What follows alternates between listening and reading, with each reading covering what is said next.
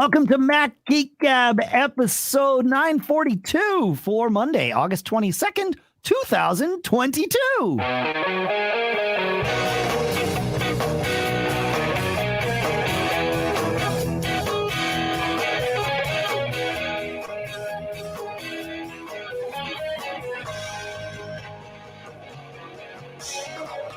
Greetings, folks, and welcome to Mac Geek Gab, the show where we share your tips and our tips, your cool stuff found and our cool stuff found, your questions and our answers, and sometimes even our questions, because the goal is every week when we get together for each of us to learn at least 5 new things. Sponsors for this episode include Kolide at KOLIDE.com/MGG, where you can go and you can get a swag bag for signing up. We'll talk about its device security made simple through Slack. It engages your users as opposed to alienating them. Super cool stuff. And then we've got a podcast to tell you about as well that makes some things kind of fun. We'll talk more in depth about both of those in a little bit. For now, here in Durham, New Hampshire, I'm Dave Hamilton. And here in Fairfield, Connecticut, this is John F. Braun. And John, we have a very special guest with us today, the co-host of the number 13 Aviation podcast was able to join us. This podcast called So There I Was. We were able to get this person to join us today. So thank you, anonymous sir, for being here. Oh, okay. I'll tell you my name. It's Pilot Pete. And here in Lee, New Hampshire. Thanks for having me. And so my call sign was Repeat. So that's what you hear me on. That's so right. There I was. That's right. US. This thing is starting to take off a little bit, Dave. I noticed. Congratulations. Yeah. Thanks. Yeah. Lucky 13. There you Yeah, go. man. It's going to go up from go down from there. Yeah. It'll get better from there. Let's put it that way. There you go. Yeah. Lower numbers, higher ratings. That's right. That's right. So, all right. We're having fun. Yeah, I'm glad, man. I think it's amazing. It's awesome. All right.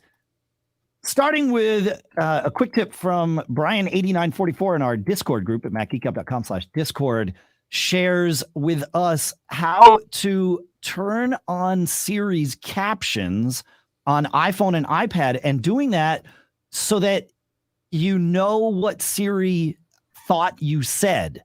And that can be a very helpful thing. And turning on captions allows you to do that, to add a little bit of clarity to what is going on with Siri, which at times, really smart idea. You open settings on your iPhone or iPad, you go to Siri and search, you go scroll down to Siri responses, and then there is a switch beside always show Siri captions, and you turn that into the on position, and boom, you are good to go. So thank you for that, Brian8944. Good stuff. Yeah. I bet that's dangerous. I mean, there'll be some funny stuff. Correct. But seeing, the responses and being able to get that stuff is can be really helpful. So thank you for sharing that, Brian. Yeah, good stuff. I like it. John, we had a quick tip from Larry about credit cards and discounts, right? Yeah, we've been talking about that lately. So Larry says, so speaking of getting points, how about this trick to get 2% more on your Apple purchases? I'm sure most of you pay for your Apple purchases using your Apple card because, well, you're an Apple geek, and that's what Apple geeks do. Well, since you can pay for your Apple things using Apple gift cards, if you have an Amazon card, first purchase an Apple gift card to send to yourself for whatever denomination. I usually do $100 or $200, and then apply it to your balance. You can also buy them in a Whole Foods, but why waste the gas? I load up all my balances this way: Starbucks, Panera, etc. So if you feel all smug about your 3%, feel even smugger with 5%. They even have some gas cards available. And yeah, that's good advice. I do something similar, so I don't know. BJ's is one of our warehouse stores locally, and I'm a member. They actually offer a discount on all gift cards, usually 2 to 3% off of the face value. So that's nice. So you could do something similar, because one of my credit cards also gives a discount for warehouse stores. So, smart, stacking them up. I like this. Oh, I didn't realize they did that. That's cool. So if you use your Apple Card to buy an Amazon gift card, you get 2% off. That's what John, right, John? Mm-hmm. Pete's asking. Okay. Yeah. Okay. Yeah. That's amazing. Awesome.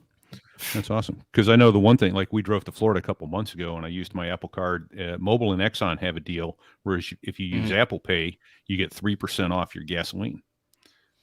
And when gasoline's $4.50 a gallon and more, that starts to turn into real money. Yeah. Interesting. Yeah. It's been going down though. That's a good thing. I'll take it. Consistently. Sure.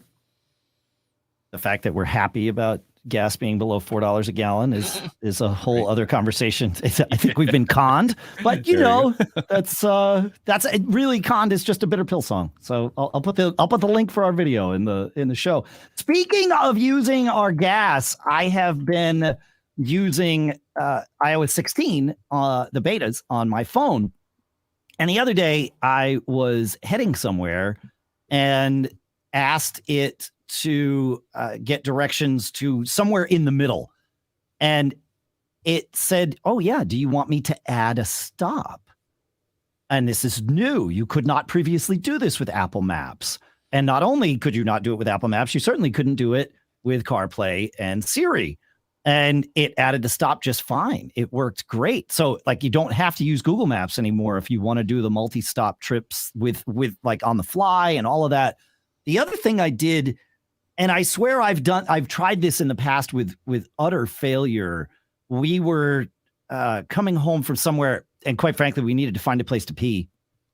And I said, because for the first time in my life last Saturday, I played a gig where there were no restrooms available at the venue.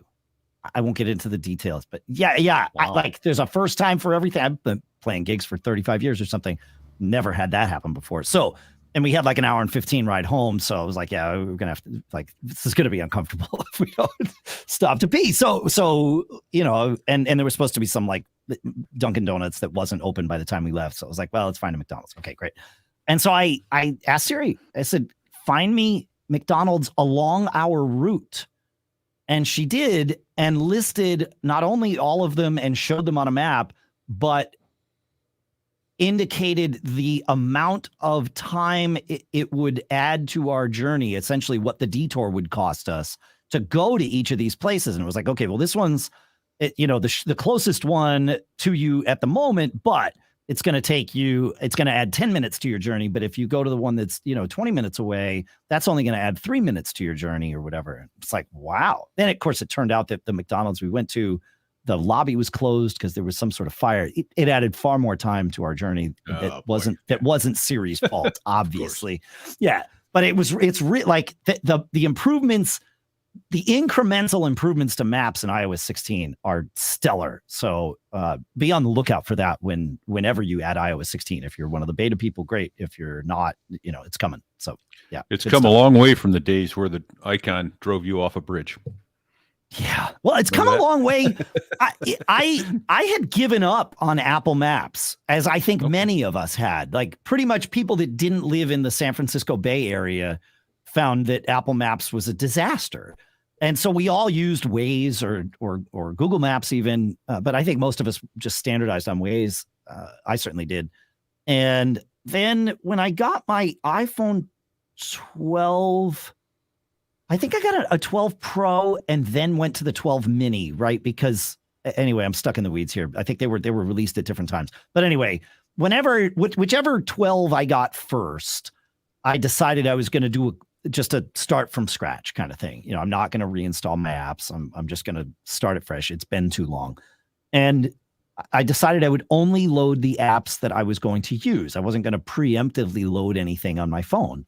And that way I figured I would keep from, crapping it up too quickly, which might have worked or it probably failed. But I realized after like 6 months, I'm like, you know what? I haven't put any other mapping app on. I'm just using the built-in Apple Maps. And that was, a couple of years ago. It's been fantastic. I'm really impressed with how well Apple Maps works. I will point out that when many of my friends at Apple send me like waypoints or directions. They do so with Google Maps. I don't know what that's all about, but anyway, they seem to be the only ones that don't use Apple. Too funny. Yeah, it's like UPS in your application to FedEx, right? You know. Yeah, exactly. Yeah. I point this out to them all the time, and I get zero reaction or response. I'm like, it's not lost on me, that you're sending me these waypoints or these things with Google Maps, and it's nothing. Poker face. The other thing that's cool about Maps, it's been there for a while now, is that like Waze used to be, or Waze I'm sure still is, I haven't used it in a while because of this, is that you can report hazards, speed checks, and accidents in Maps. Yeah. It's not as widely used yet, so it's going to take user adoption. Sure. Yeah. Both, Let's butcher the language. Shall we? Yeah. It's our job. Yeah. Yes. It's like I wound up using Waze for something. There was I can't remember why, but it was like, okay, like we're in a disaster here. Let's get Waze up and see what the 3 different mapping apps say about routing around whatever the heck we were dealing with. And I had forgotten how cluttered Waze can be because of that. Like it's just constant interruptions about, there's this and there's this. Is it still there? Hey, by the way. So there's more of that data being added to Waze still, or in Waze. I don't know if it's all being added by Waze users or if some of it's coming from other sources, which I guess it's a blend. But yeah, Apple's, it's there, but not. It's not universally adopted yet, so it's going to take some time. But yeah. So everybody listening, start using it so we can.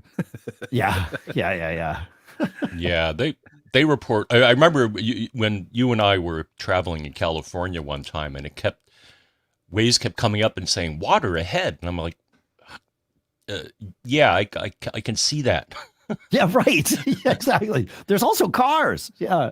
It's like, do people in California not know how to drive in wet conditions? Maybe. So that's I realize that question was asked rhetorically, but they don't get nearly as much rain out there as we get here in New England. And so, and the same was true in Texas.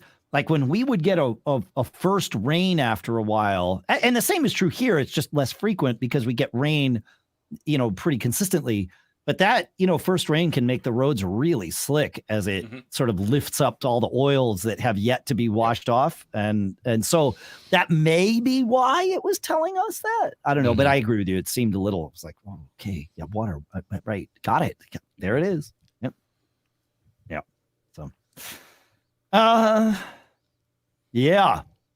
Yeah, and then Apple Maps is my choice when I'm trying to navigate an area I'm not familiar with. Yep. I'm like, how do I get there? And yeah, it works. It works. Yeah, no, it's great. Sometimes I lose my bearings and I go in the wrong direction because I thought I knew where I was going, and then I'm like, wait, I don't know where I'm going. It's obviously mapping apps are great for exactly that. I use Apple Maps for almost every journey I take. Short little ones like to the grocery store or whatever that's 5 minutes away. No, but I find it. What's the best way I can sort of relate this? Well, I'll just share it. An analogy is not coming to me. The whole idea driving down the highway, right? But this is also true in just like driving in around my towns and stuff. But driving down the highway, you got 25 exits to go or whatever, and the amount, once I started using GPS of any kind, the standalone GPS, or now, of course, it's all in our phones or our cars or whatever. Once I started using GPS of any kind, I noticed how much mental energy I was expending thinking about each exit and processing whether or not I needed to take that exit or if it was not yet mine. And it was like, oh, I got 10 exits to go. Okay. Yep. Can't miss my exit, this, that, and the other thing. And once I had GPS, like that the entire background processing or even foreground processing of that went away. It's up to that device to tell me what I have asked it to tell me. It's not like, it's not like information I couldn't see, but even when I'm driving home and I know exactly where I'm going, I'll use that. And it's a much, I find myself less exhausted, and exhausted might be the wrong word, depending on the length of the drive, but less fatigued than I am if I don't have the GPS running. Mm-hmm. Right. No, it's nice. That, and what's funny is how we just kind of take that for granted.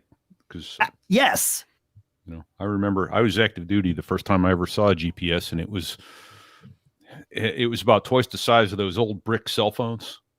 Right. And you turned it on, and it took about 3 to 5 minutes to catch all the satellites, and then it would give you your latitude and longitude. And you took a paper map and you plotted it. Right. Yeah, exactly. So, but that was, like, wow, okay, we're right there. That's cool. We had no idea that it was going to be detailed mapping in your car. It's such a useful, talk about killer apps, right? I mean, I remember when the GPS satellites went up. In fact, my dad interviewed with, the name of the company is on the tip of my tongue, that it was doing sort of the first deployment of those. But I remember he interviewed with him, and he's like, yeah, he didn't wind up taking the gig, but he told me about it. And I'm like, oh, that's like really fascinating. Low orbit satellites, so you can always see where you are. I'm like, okay, that's cool. And for some reason, and the image still comes to mind, I thought about mountain climbers. Like, oh, that's going to be great for mountain climbers. But, I'm not a mountain climber, nor is anyone I know. And so it's sort of this, thing that was useful to people over there. It never quite hit me. But I've often said, I'm not the type of person that sees around those corners usually. But yeah, it's pretty fantastic what it does. And it has taken over as the primary means in aviation of navigation. Of course. Oh yeah. It's still external, but so we do. It used to be years ago when I first started flying, if you were going opposite direction from another airplane, you'd see them over there to your left or right, a half a mile, 2 miles. Sure. And now it will split the cockpit right overhead, right underneath, that sort of thing. So we actually use a thing called SLOP, Strategic Lateral Offset Program, where we will offset a mile to the right of our course, and the other guy will offset a mile to his, so we aren't hitting each other's wake turbulence, blue ices, and falling off the airplane, which is not really a big problem anymore. But interesting. But it so you intentionally jump parallel off the your GPS course by a mile or 2 miles or what have you. So and everybody agrees to what this slop is, so that it works. Well, and it's your choice. So you can go a mile, 2 miles. You can go 0. I mean, that's also considered part of the slop program. But if you're behind a guy who's 2,000 feet above you, straight ahead, you're going to start, depending on your distance, you may get some wake turbulence from the guy. So, and you can, especially out in the oceanic areas, not over the continental U.S., you're under radar control there and most land places. But when you're out over the open ocean, you can move yourself off to the side. Amazing. Yeah. That's great. So learn something. There you go. You learned something. Yeah, I did learn something. John, does Gary have something to teach us? I think he does. So Gary sent us a very nice article that talks about DuckDuckGo and why you may want to use it. What is DuckDuckGo, you may ask? What is DuckDuckGo, John? In a nutshell, it basically prevents sites from tracking you. You know how when you search for something and then all of a sudden you get ads in your feed for the thing that you just searched for? Well, that's because somebody's tracking you. So how do you prevent that? You can use DuckDuckGo. So DuckDuckGo has both a... so they have browser plugins as well as a mobile app that you can use. But that's... I mean, in a nutshell, that's what they do for you. So, if you don't like being tracked, give DuckDuckGo a peek. The nice thing is that Safari also does this. So if you go to Safari, or at least on the Mac, you'll see a little shield on top of the window. If you click on that, like I'm going to click on it right now, and it says, CNET.com, 32 trackers prevented from profiling you. Wow, 32? That's a lot. Yeah. And then, if you click on that also, and I'm sure DuckDuckGo offers that as well. But yeah, it shows you all the trackers on a particular website. So if you don't want to be stalked by your browsing, check it out and read this article for a little more information. I swear it's. Go ahead. I have a question though, because you said if you don't want to be stalked by your browsing, use DuckDuckGo. I've long used. I have no DuckDuckGo apps. I've never downloaded an app or an extension or anything. So all I've done is added set DuckDuckGo to be my default search engine, and it solves the most of the problem that you were mentioning, John. But that's not keeping my browsing private. I rely on Safari to keep my browsing private. I rely on DuckDuckGo to keep my searching private. And what I really like about that is I get what I'll call mostly uninfluenced search results from DuckDuckGo. When I search on Google, I'm getting results that are like attempting to be tailored to things based on what else I've searched for. And for whatever reason, I don't like that. I can see where that might actually be helpful, like from, the 10,000 foot view, the more tailored they are for you, the more valuable they are to you. And so that could be a good thing. But for me, I always found it a little bit weird. And so I like DuckDuckGo, but that's the only thing I do with it is I just use it as my default search engine on my devices. And it's one of the ones Apple has built in for years. So what I guess the question I have is, why on my phone or on my Mac? What's the added benefit of using either the app on my phone or the browser plugin? We'll call it that. I know it's maybe an extension is the right term on my Mac. Like, what's the delta there? That's the part I'm curious about. Pick me. Oh, Pete, yeah. Sure, yeah, I don't care. So I use it on I use it on my iOS devices. Okay, and the couple different things it'll do for you. First of all, on the iOS, every now and then, I think we've referred to it on here, is looking at your data through a straw when you're on an iOS device, more so on the iPhone than on the iPad. But there's times when it's like, if I could, but it's serving you up a mobile site. You can tell DuckDuckGo, hey, give me the desktop site. I can do that in Safari too, though, on my phone. You can, but DuckDuckGo will do that. Okay. And then, of course, it's all private browsing. Like recently, I searched for e-bikes, and I made the mistake of not doing it on DuckDuckGo. Dude, I can't get the e-bike ads to stop. I am served every time I log into Facebook and Twitter and man. Right. But one time, and this is the creepy part. One time, Debbie mentioned a brand of dog food, and then just mentioned it in the kitchen while we were chatting, and then within an hour, had ads all over her computer and her phone and I'm like, this is creepy. Now, again, no such thing as a coincidence, man. I'm sorry. I don't know how they're doing that, but they're doing it. I like, that's one of those things because I've experienced that too. Yeah. And I am fairly certain my iPhone isn't transmitting what it hears of everything I say. I know it's listening to everything I say. Waiting for you to use the S lady or correct. But I'm fairly confident in that. But maybe that's naive confidence. Maybe it's false confidence. Anyway, I'm pretty sure Google isn't getting that data from the A lady in my home. Right. Right. And so, so I take those two things and let's set those aside for the sake of argument as truth. They may not be. Right? But then I also know that like Amazon knows what I'm going to order before I order it, not because it's listening to me, but because it knows my habits, and it knows the habits of people who also do this, who fit the same profile as me. Right. And so they will move inventory around to have it as close to me as possible so that when I go and order the thing I went and ordered yesterday, they can deliver it today.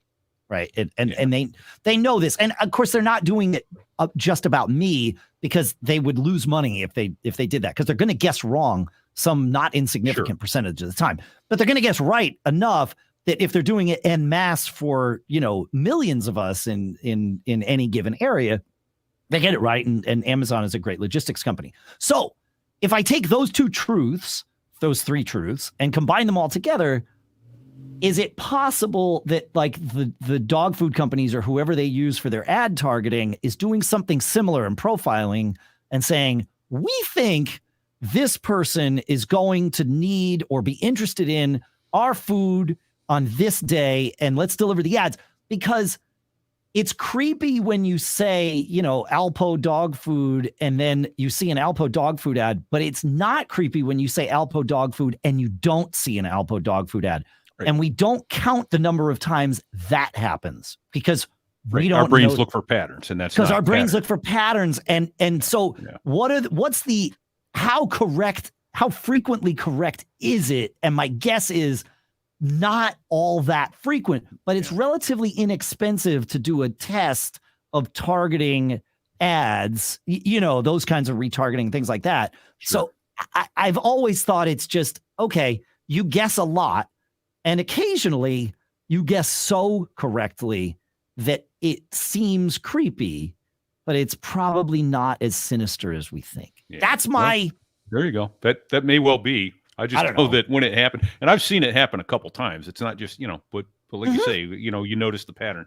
You notice you notice the success, you notice the positives, not all the times because there's times when I'll get ads, you know, I'll get berated with ads for a certain thing that I know no one in my house has any interest in. Right.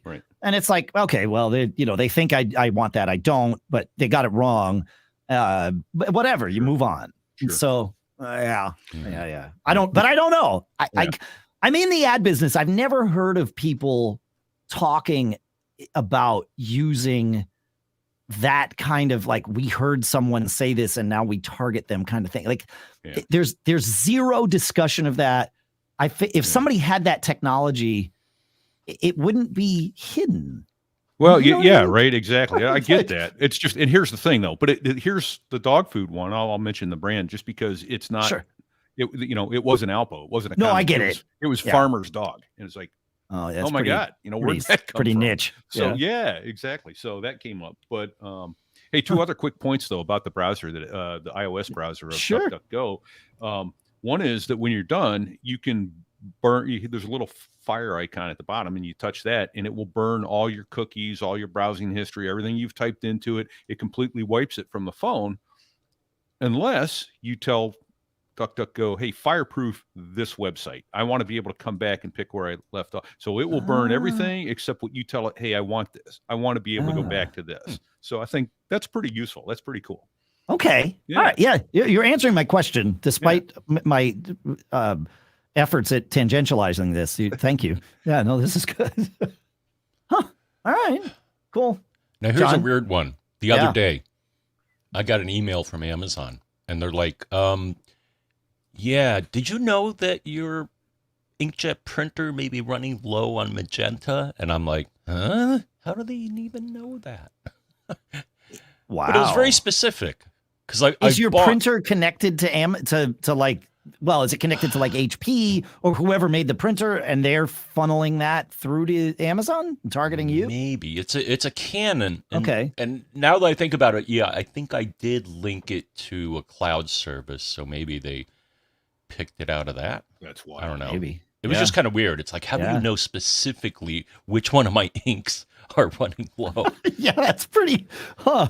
Yeah. You know, a lot of companies. I mean, I know companies, restaurants use inventory management on their refrigerators.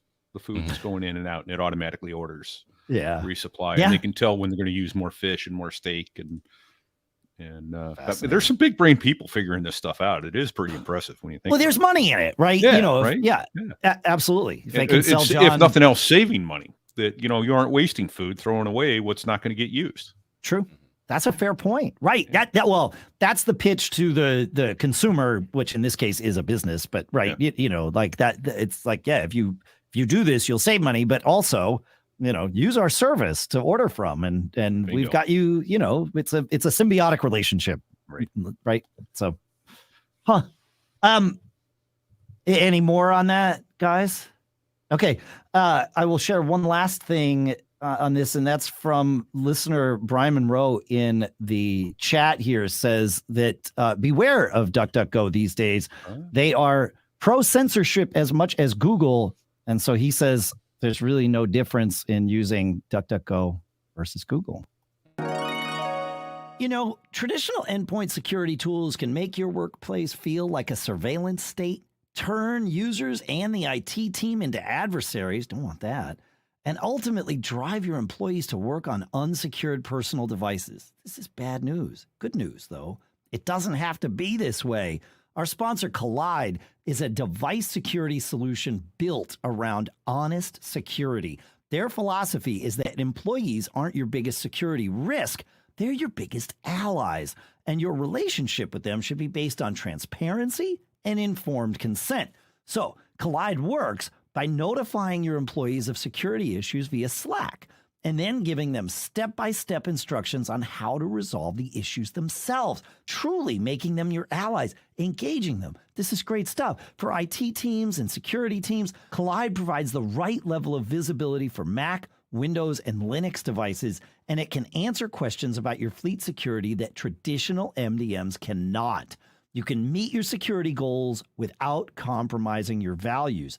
Visit kolide.com/MGG to find out how. That's KOLIDE.com/MGG to find out how. And if you follow that link, they'll hook you up with a goodie bag just for activating a free trial. That's KOLIDE.com/MGG. And our thanks to Kolide for sponsoring this episode.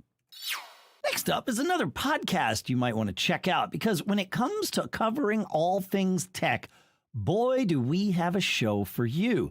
Every week, This Week in Tech gives you a no-holds-barred deep dive into just how big tech influences our culture and our lives.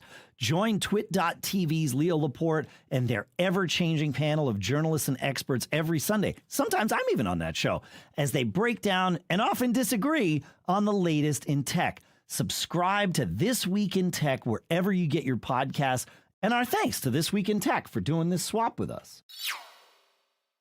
All right, John, you want to do some cool stuff found? I think Drewski is the place to start, yeah? Why not? Yes. So Drewski has a good one. I found a wonderful bit of freeware. Do we still use that term? I think so. Yeah. That has helped me with my photo organizing anxiety. And anxiety is not good. No.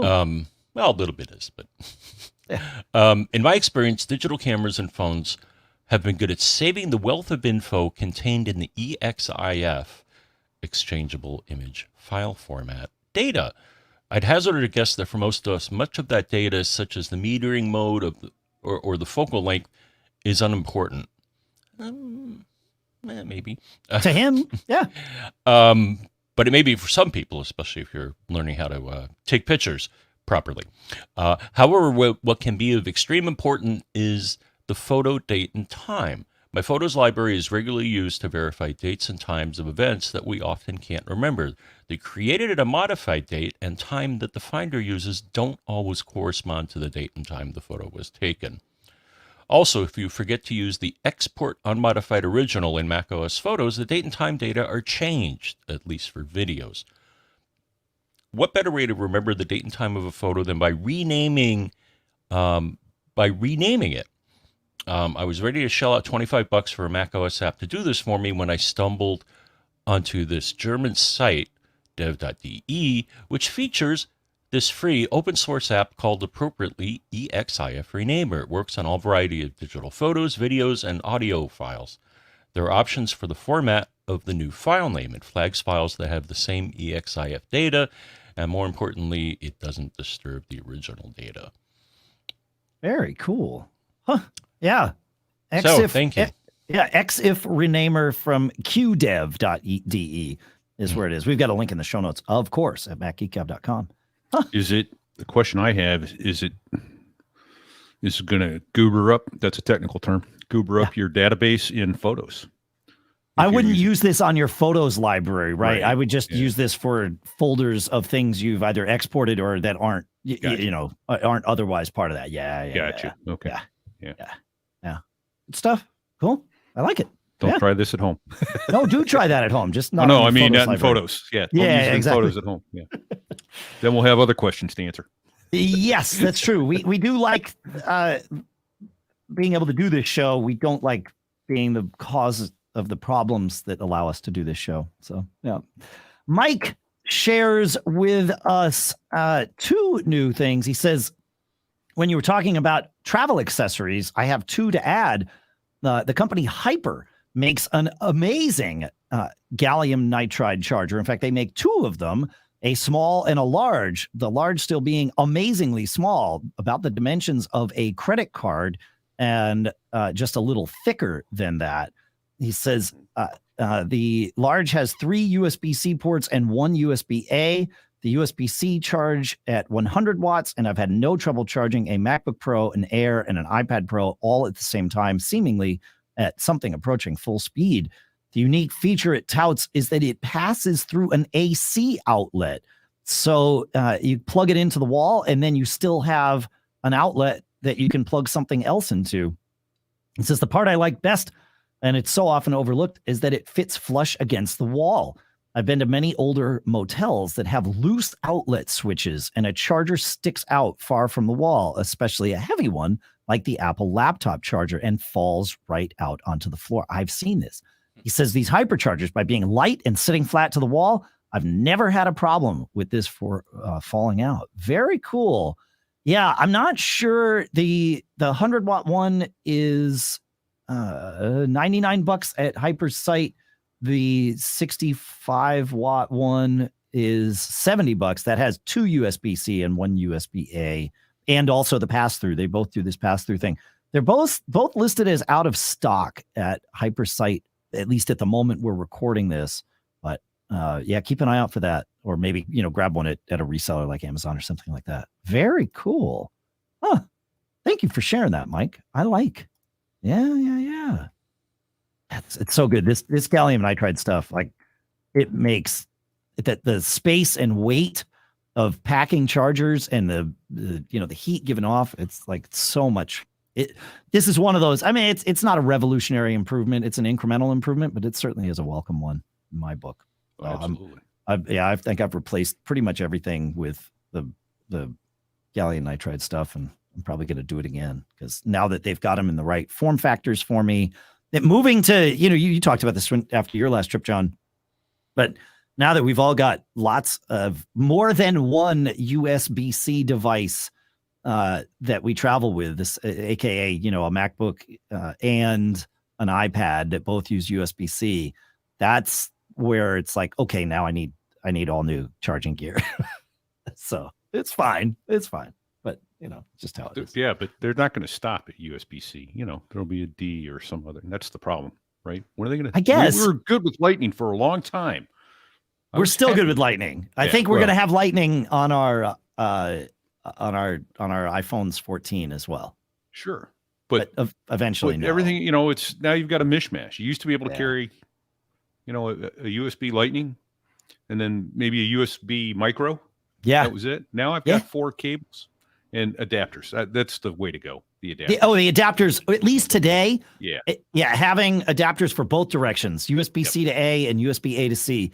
Right. Without those, my travel bag would be, twice the size. Right. Yeah. And then actually the mic that I'm using for this show is different. The first one was a USB-C. This one is a USB. I'm like, USB-A. Yeah. But it's USB-C coming out on my computer. So I bought a little adapter, and it works great. But it's like, that's the way to do it, rather than try to. Yeah. You'll drive yourself crazy going the other way, man. Yeah. And those adapters work. Like, it's great. Oh, and absolutely. You can get like 3 of them for $9 or something. Absolutely. But at first I thought it was USB mini, but it's not. There's micro, there's USB, then obviously C and Lightning, and right. Oh yeah, drive yourself crazy.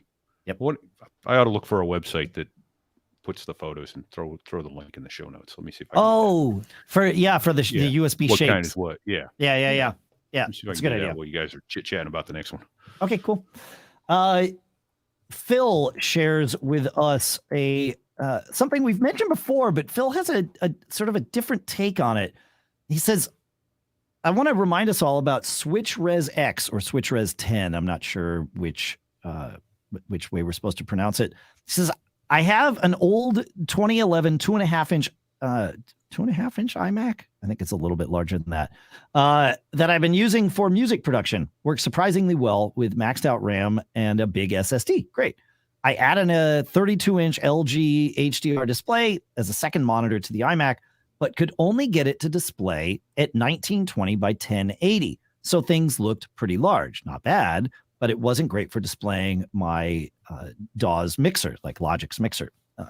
So I came across SwitchRes 10, SwitchResX, that gives you much more control over your monitors than our stock OS. After installation, you have to temporarily turn off system integrity protection to access more display options, but you can turn it back on after getting your display set as you like. Setting it up was a bit fidgety, though. I now have my new 32-inch monitor running at its native resolution of 2560 by 1440. I think the screen refresh might be a bit lower, but for my uses, i.e. not playing games, it's been awesome. Thank you for that, Phil. Very good. Yeah, I like this idea of using SwitchResX for that. Good call. Yeah. This is what we love about Cool Stuff Found. Not only do we learn about things, but we learn about like right way to use them. So you're getting some extra life out of that old iMac because of it. Yeah, cool. PC McConaughey in our Discord chat pre-show shared something else called Resolutionator, which is from the Many Tricks folks. And that also adds some easy access to switching resolutions. I don't know if it requires system integrity protection to be disabled or not. So this might even be a better solution for Phil's problem, or certainly an alternative solution. So yeah, thanks for that too. This is what I love doing. This is why I love doing this show. Have you run into anything like this over the years, John F. Braun? No. Okay. Next up on the Cool Stuff Found list is listener Donna with the Nix Mini 2 color sensor. It's a pocket-sized color sensor that is like the eyedropper for the real world. And it you know how like you can use the digital color meter on your Mac to grab the color of something on the screen, and then you can, apply that to whatever photo app or coloring app you're using. Well, this thing is an analog to digital color sensor. It's like truly just a little device that you float over things in the real world, and it will show you its digital equivalents. And I think it links with your phone and all of that good stuff. I'm sure Donna shares more. She says, color is an essential part of any visual project. When you find inspiration in the digital realm, it's easy enough. In the real world, you can use the Nix Mini Color Sensor version 2 as your pocket color picker. Yeah, very cool. Thank you for sharing that, Donna. Huh. I've done it with like my phone camera before, to be honest. And I think there's apps for the phone that can do it too. But my guess is they're not as calibrated as this. And this, I mean, it's hard to do because lighting changes everything, right? I have a set of drums behind me that are silver, and they don't look silver. They look silver very, very rarely. Most of the time they look gold, because lights are typically filled with a lot of yellow. Rarely do we just have 6,000 K, white light going. Yeah. And so yeah, it's just one of those interesting things. They look gold, but they are called granite sparkle. So anyway, light can change things, and that can be an issue when you're trying to do this with your phone. So yeah, using a true color meter, that's good stuff. That's what I like. More thoughts about any of that before we keep moving on down our Cool Stuff Found list? Nice. Yeah. I've had them do it at the paint shop. You just bring them a chip of paint, to match. Mm-hmm. They're pretty good at that. So they're really good at that. Tech. Yeah. Yeah. Using similar tech. So yeah. Yes, exactly. Yeah. All right. Jeremy shares a pretty cool thing. It's called Woojer, Woojer. And it is, I'm going to call it wearable sound. It is our headphones certainly can, it is possible to have them produce sounds as low as 20 hertz. That's what our ears typically can hear, from about 20 hertz up to, at least when we're children, 20,000 hertz. As we age, that top number sort of comes down rapidly. But there's a difference between hearing 20 hertz or even 100 hertz or 80 hertz or 40 hertz in your ears, and feeling it in your body like you would at, say, a concert or something where, you know, that low end is being amplified. And for some things, like the truly like sub low ends, like the 12 hertz to really kind of move bodies, you're not going to feel. And this Woojer thing at WOOJER.com is a wearable you can wear. I think they've got a couple of versions. There's a vest and there's a strap that you can wear, and you put on headphones as well. And the Woojer takes care of the low end for you. And I've never tried one, but it certainly makes sense that this would offer you a much more immersive sonic experience, both for music listening, also for gaming. I could totally see where this would be. A lot of gaming chairs will have subwoofers built into them so you can feel it. In fact, I'm a drummer.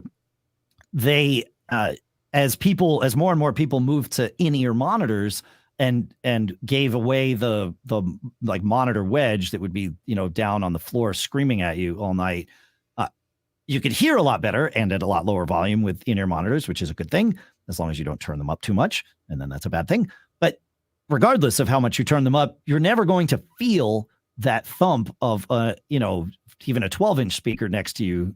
And so they came up with these butt shaker devices that you would clamp to your drum throne that would effectively do the same thing as this Woojer, which it just takes the subsonic or even the not quite subsonic frequencies and just shakes your butt a little bit so that when you can feel the low end through your throne, which is kind of a cool idea. And this takes the same thing. So yeah, I like it. Woojer. Thanks, Jeremy. Fun stuff. Huh. Interesting. Inexpensive. What's that? Show's getting expensive. Yeah, well, the strap is $99 cool. Yeah. And and the other thing I think is $299. I'm looking here back on their site. The vest is $249. So there you go. Yeah, $99 for the strap, $249 for the vest. So fun stuff. All right, John, you want to take us to Roy's question, my friend? Jumping ahead, I see. We'll get into some Q&A. Well, we're only jumping ahead for us. For the listeners, we're right here. We're always right here. But yes, jumping Roy ahead. asks, is there a way to adjust the date in a group of photos all at one time rather than to individually have to adjust the date for each photo? Good question. How about the thing that we mentioned earlier, EXIF-Renamer? I think may do it for you. Would that change the date? Like in the EXIF info? I thought EXifRenamer just took the date out of the EXIF info and renamed the file. I think it can do both. Okay. All right. Okay. But it was a suggestion. Now, the two other tools that I have had in my toolbox that may also do this for you. They're both from publicspace.net. One is called A Better Finder Attributes. Okay. And maybe this one would be more appropriate. They also have one called A Better Finder Rename. And from what I could see on one of the pages for one of these, it can dig into the EXIF data. Yeah, it looks like A Better Finder Attributes. I'm looking here on their website as we're talking. Is exactly that. In fact, there's one section that says change, add, and remove EXIF, IPTC, and video metadata, and you can tweak that as much as your heart desires. Yeah, I always forget about this stuff from Public Space, man. But they live in this realm. Yeah. There's an app in SetApp also called Edit Image Metadata. Oh. So, what are the odds? Sure. It's just right on the nose there, isn't it? Yeah, right. So called Edit Image Metadata. That's the name of the app. That's the name of the app. Yep. A meta image maybe. But Meta Image. It's called Meta Image. That's Meta it. Image, Yeah. Okay. All right. Okay. That sounds. that's more. It's a little more clever. Yeah.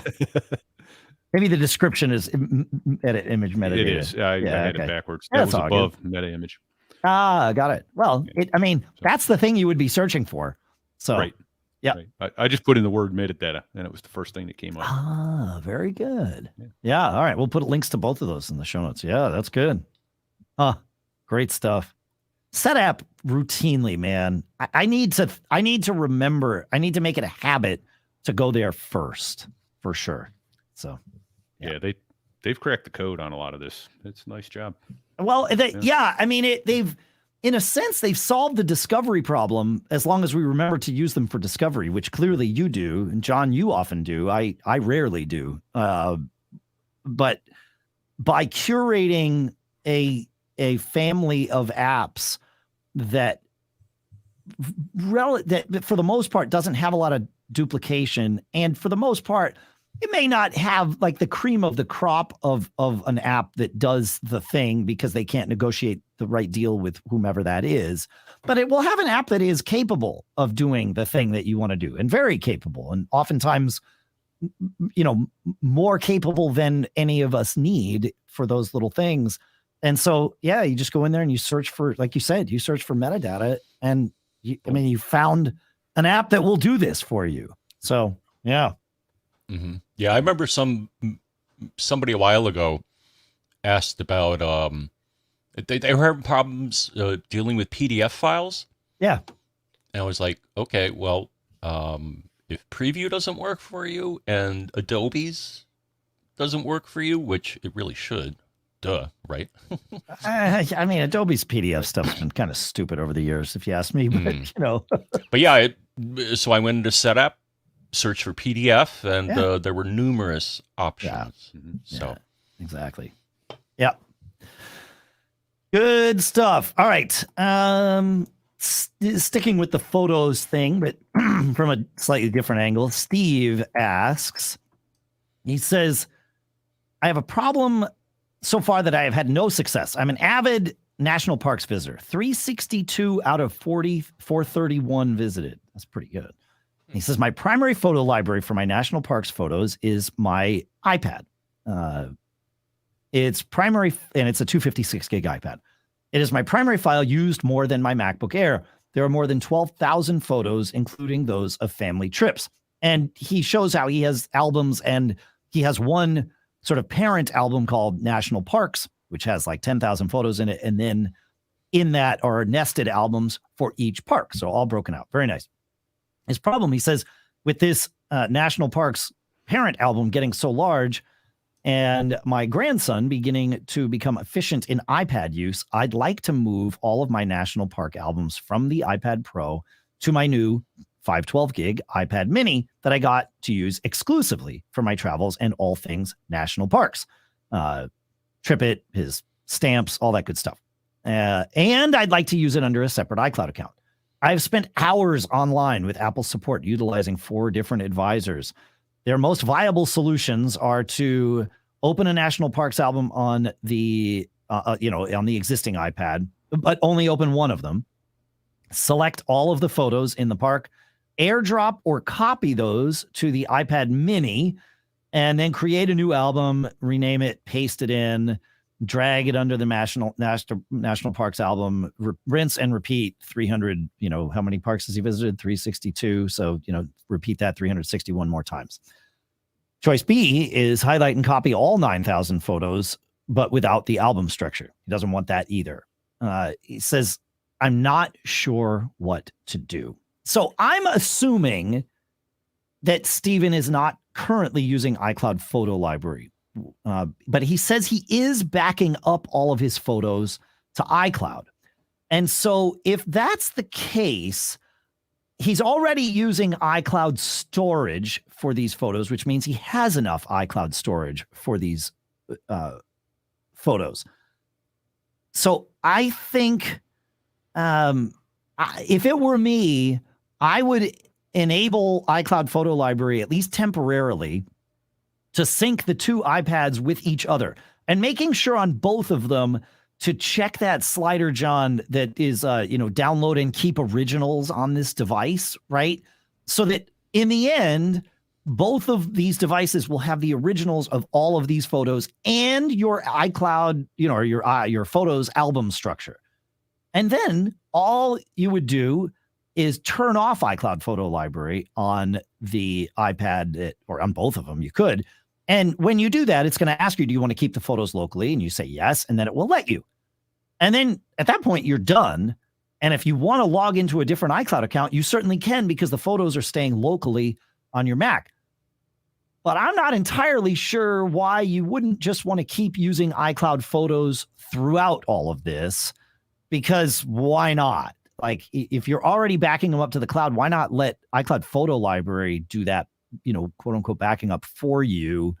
And then you get the syncing. And if you want to look at one of these photos on your phone, it's there. You can download it, all of that. So that would be how I would go about solving this problem. If for some reason iCloud Photo Library is, against one's religion, I think you can still, but I haven't tried this in a while, so please correct me if I'm wrong, but I think you can still plug a non-iCloud Photo Library attached iPhone or iPad into a Mac and sync your albums bidirectionally there. But again, I it's been so long since I've done that I don't know.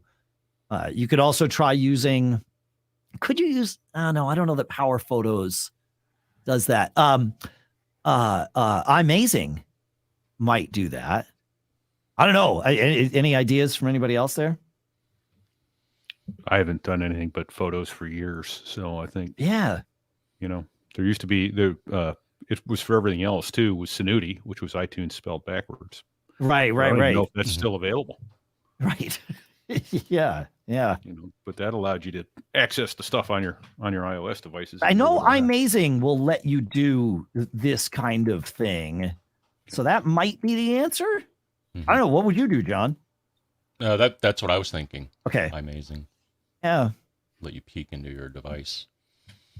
Yeah. But again, if you're already storing your backups on iCloud and using storage for that, it just seems to make more sense to just jump that over and use that same storage for iCloud Photo Library, and you get so much more out of it from there. I don't know. I'm always missing something, but that's why we do this show. And that's why you send in your notes to us at feedback@macgeekgab.com, because that's how we know what you're thinking. Where? Feedback@macgeekgab.com. I think what he said is feedback@macgeekgab.com. Okay. That's correct. Yes. Nice. All right. John, you want to talk VPNs with Don here? I think so.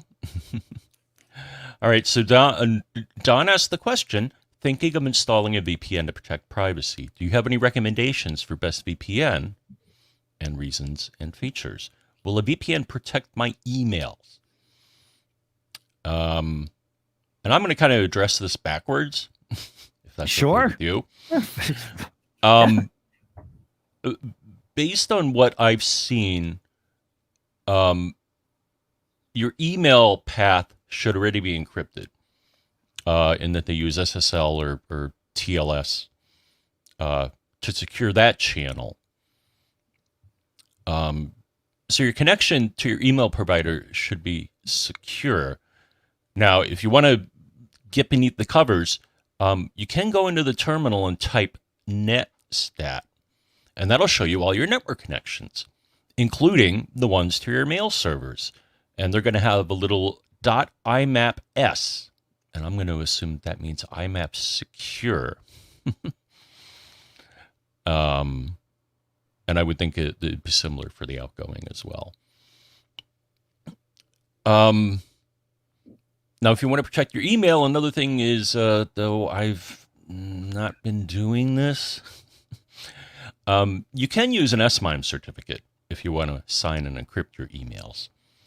But I found administering the cert and finding a free source to be quite a chore. Well, and in order to encrypt them, you can sign them on your own. To encrypt them, you need to, it depends on which direction we're talking about, but either way, you need the person with whom you are exchanging email to also participate with an SMIME cert, right? And the same would be true for PGP. I quite frankly, I think Mac PGP or Mac GPG, whatever it's called now, would be the right way for any of us to go about wanting to encrypt emails back and forth with each other. It's a much more comprehensive and turnkey solution than the whole SMIME disaster. So that's what I would go for that. And I realize we're answering this backwards, which is fine. He asked about protecting email. I don't know what he means by that, right?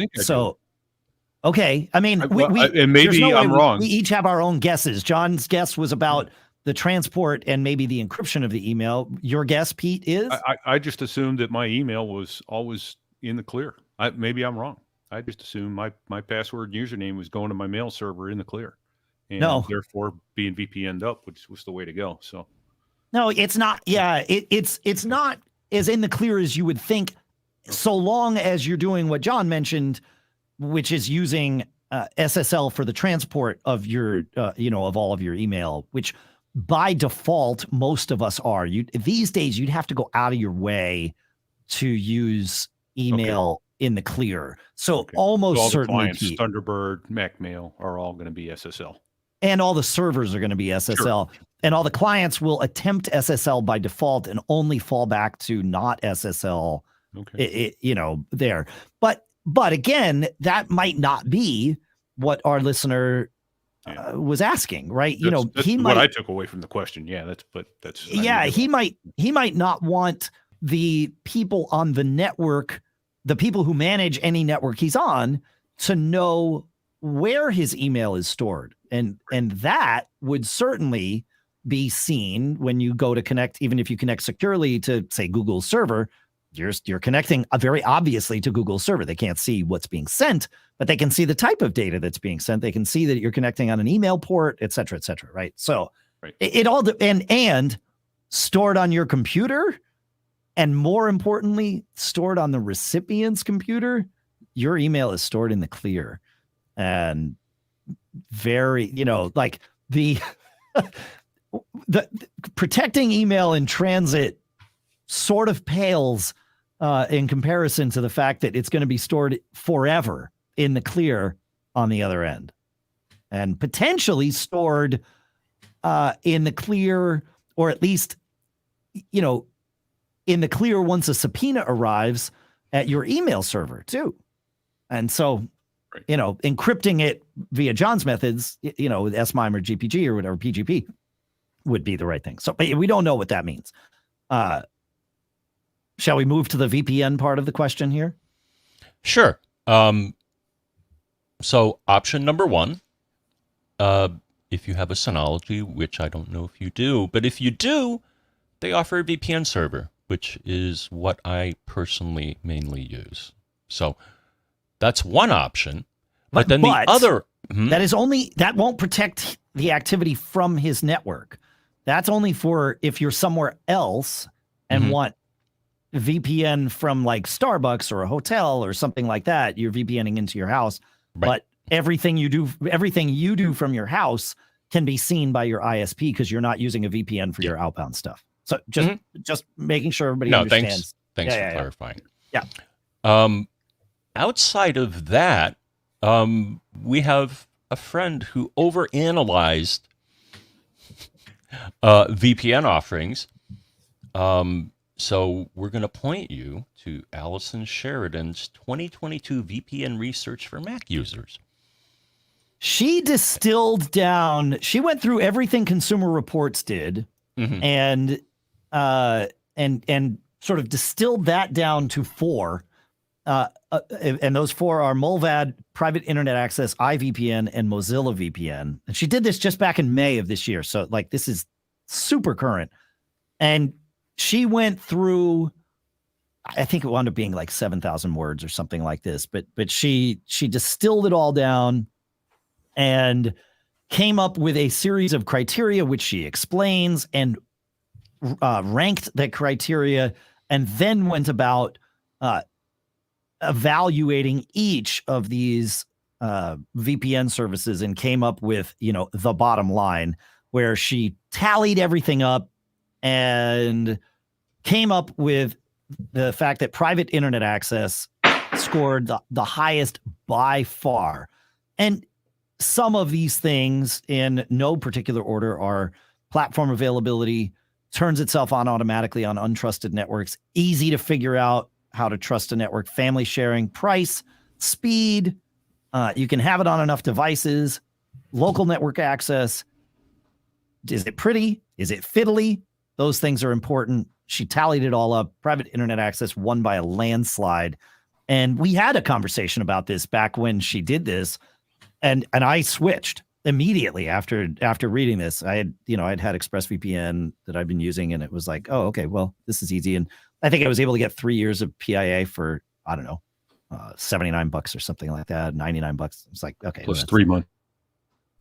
So. Pete, you just cut out, but I think you said plus 3 months free or something. Yeah, I think it's 3 months free in addition to that. And then the other thing that I noted was when you renew, it's more expensive. So let it expire for a day and go in as a new customer. And all right. Well, we'll all have to remember that in 3 years and 3 months. Yeah. Right. Yeah. But and then the other thing that I noticed about that recently, it is getting really granular which server you use. When you're overseas, you can choose cities in Italy. You can choose various. It used to just be USA East, USA Streaming East, USA West, USA South. Now it's New Hampshire, Vermont, Connecticut, Maine. So they have got a ton more servers out there. And I haven't noticed much of a speed hit. There's some. If you do a speed test with and without, you're going to get some hit, but not significant. I mean, it's well over 100 megabits. And I'm not I have found testing here on, my home network is I've got gigabit fiber, right? And I have found, like, with the ones that I was testing with private internet access, I was getting over 300 megabits per second in both directions. So for most people's connections, that's faster than what your cable connection. If you got a 250 down and 10 up or something, well, you ain't going to have any PIA is not your bottleneck, right? And even for me here, so technically a bottleneck, but I mean, 300 up and down is more than enough. I have my gigabit connection because I want plenty of upstream. I want more than 10 megabits of upstream, which is sort of the most I could get from Comcast. I guess I can get 40 from them, but I wanted more of that because I upload big, huge video and audio files all the time. But 300 megabits is fine. Most servers, I will tell you, as someone with gigabit symmetrical, it is rare that I connect to anything other than a speed test server that will either let me send or send to me faster than a couple of 100 megabits. Like the 500 megabit symmetrical plan for me would make zero difference other than it being, but I think that's the problem, is like Consolidated only charges $5 a month less or something for that. So it's not worth, it's not worth it. Yeah. But, yeah. So, yeah, I've been very happy with private internet access. There are some others I've been wanting to test. I want to test out Nord. That was, I don't know why that didn't come up on Allison's list, but it's like, it's not there at all. So that's another one I'm curious to test out, but because I know quite a few people who have had good luck with that over the years as well. Also, there's like an ownership thing with the VPNs. Like many of them are all owned by the same company in like Russia or something. Yeah. I think. Yeah. So, I don't know. But Allison is a retired engineer, and she approached it with an engineer's mind. So she was very granular. It was awesome. I would say you're correct that she is a retired engineer. Calling her a recovering engineer would be incorrect. She is still very much an active engineer. She's just not working for the company that she used to work for. Exactly. Yeah, for sure. Yeah. All right. More on this one? Go ahead, John. Yeah. The one that I still like and works for me is Tunnel Bear. The reason that I like them, and I don't know where they came up in her analysis, but what I like about them is that they have apps for everything. Mac, Windows, iPhone, iPad, Android, browser extensions. And also it'll make you appear to come from different areas if you need to do that, because some things, I remember when I was trying to access BBC content, they're like, go away, you're not in this country. And it's like, oh man, it's like when they black out sports events, same thing. Sure. Mm. I'm looking at the price here. So TunnelBear's quite a bit more expensive than PIA. So you might want to switch just to save some money. Allison did mention TunnelBear. Well, she did not mention TunnelBear. She quoted Consumer Reports mentioning them, saying at some point only iVPN, Mozilla VPN, Mullvad, and TunnelBear accurately represent their services and technology without any broad, sweeping, or potentially misleading statements. So, but yeah, I think my guess is pricing sort of kept TunnelBear out of it because they're pretty expensive. It's like, I don't know, $40 a year or something, which, I mean, that's, you know, that's a lot more. Yeah, I usually manage to get away with so they give you a certain amount of free data. They give you 500 megs a month for free. That's right. Yeah. Or 500 megs total now. Yeah. So, yeah, I mean, we'll put a link in there. Yeah. And I like the bear. Works. There you go. All right. Let's move. You mentioned Synology there as a way of creating an inbound VPN for yourself. Listener Mace has a question. He says, I currently have my tunes on my MacBook, and it must be powered up for the music to play from my Sonos devices. I also have a portable plug-in drive for Carbon Copy Cloner and a second one for Time Machine backups. Whenever I perform I do them whenever it's been X number of days since your last backup nag gets to me. So I'm looking for an always-on network device that I can Carbon Copy Clone to, Time Machine to, and store tunes on for Sonos and Apple Music. My first Googles brought me to a product comparison with devices in the $400 range. That's a little steep for me considering I don't know anything about how to configure it once I get it. So I am, as you all know, a big fan of the Synology NASs. The thing about getting a network storage device, like Mace already knows 3 things that he wants to do with it right out of the gate. And those are 3 good things to do and 3 very good reasons to go and get a NAS. Something always on your network that can sort of be this thing that you do stuff with is great. Most people, and I would venture to say almost anyone who actively listens to this show, will likely wind up looking to do more with their device once you get it.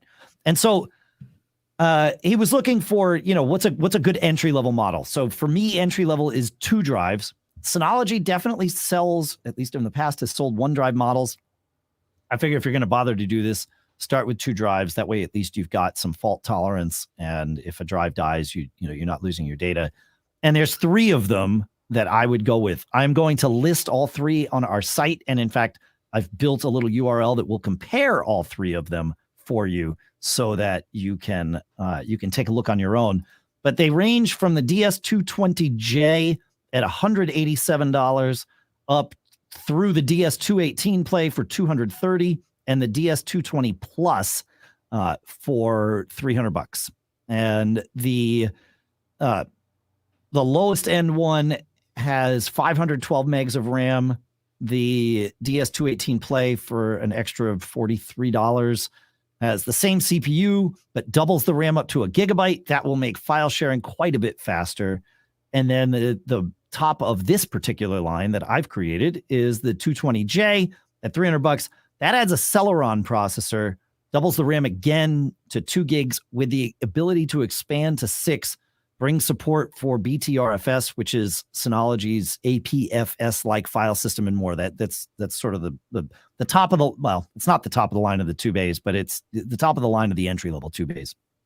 But you know, if you're just looking to get started, even that DS220J at $187 really isn't a bad place to begin. The lack of support for BTRFS would be the thing that would give me the most pause, only because I know how I am, and so I project that onto all of you, but I know I'm wrong.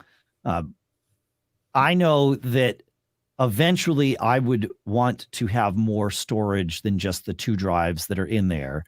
And Synology's cool because if you have your 2-bay Synology, you use that for a couple of years, and then you're like, great, I want to move up to a 5-bay or 4-bay or 6-bay or something, 8-bay, whatever.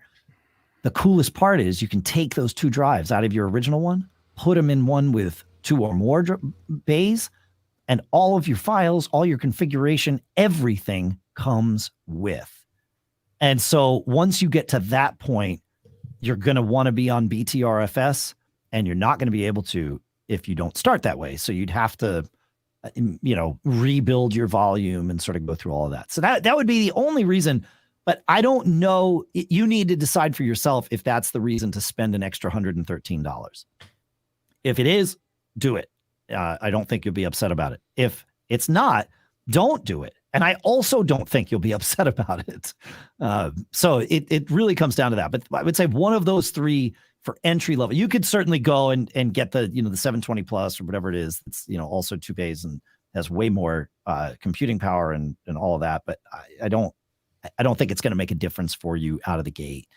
And you want to get yourself started, get your feet wet, and not spend a fortune. And this is the way to do it.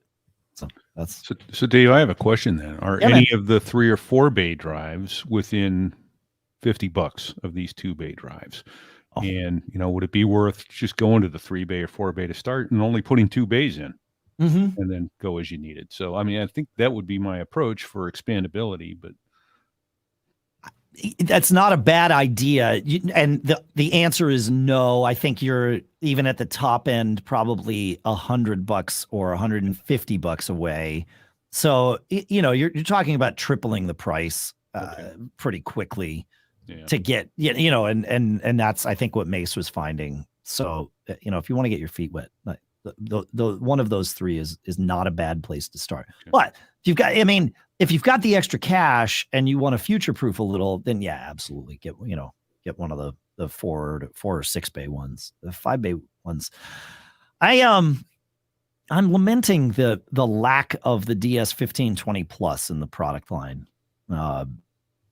and I'm also lamenting the lack of anything released since 2020 not having a GPU in it. I've been using the 1522 Plus, and as I said, it seems to hold up okay for transcoding, but it doesn't have a GPU, so it can't do quote unquote hardware transcoding. I'm still not sure how I feel about that. What worries me is the direction of that.